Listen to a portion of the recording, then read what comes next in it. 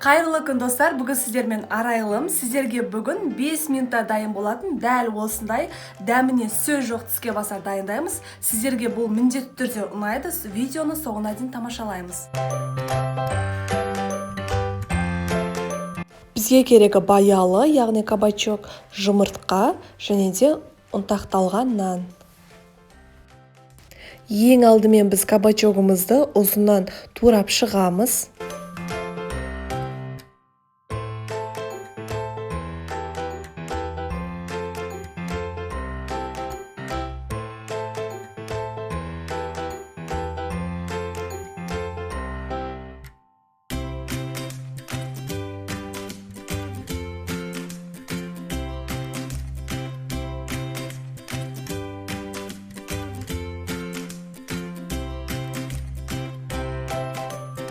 Ал жұмыртқамызға шамалы ғана тұз салып араластырамыз.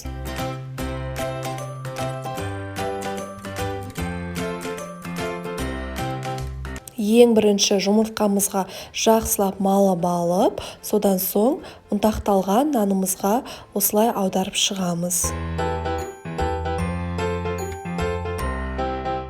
Барлығын осылай алдын ала дайындап қоямыз.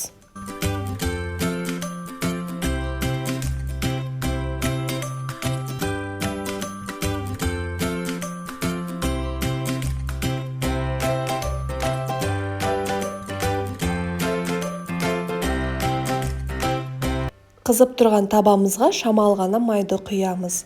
Майымыз қызған уақытта барлығын қуырып аламыз. Міндетті түрде майларыңыз қызып тұруы керек, сол кезде қуырасыздар. Біздің табамыздың асты барынша қатты отқа қоясыздар. 2 минуттан соң келесі бетіне аударып шығамыз.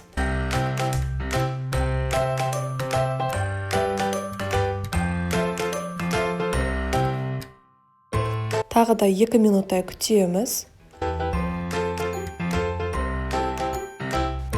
Мінекей дайын болды. Дәл осылай қызарып шығады.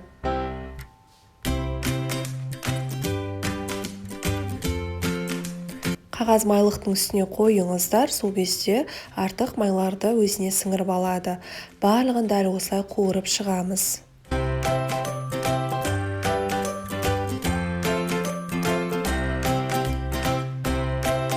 Барлығын қуырып алғаннан соң суытамыз.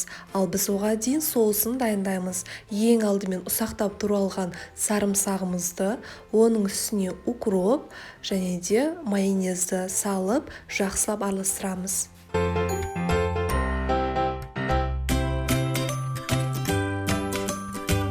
Міне біздің соусымыз дайын болды. Тіске басарды осы соуспен жасасаңыздар, өте дәмді болып шығады. Мінекей достар, біздің 5 минуттың ішінде өте дәмді тіске басарымыз дайын болды.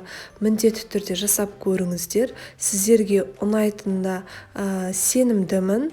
Бұның сырты қытырлақ, ал іші шырынды болып келеді. Осы соуспен ұсынсаңыздар, дәмі бір-біріне жақсы үйлеседі. Сіздермен бірге болған Арайдың асханасы. Менің каналыма жазылуды ұмытпаңыздар. Ас болсын!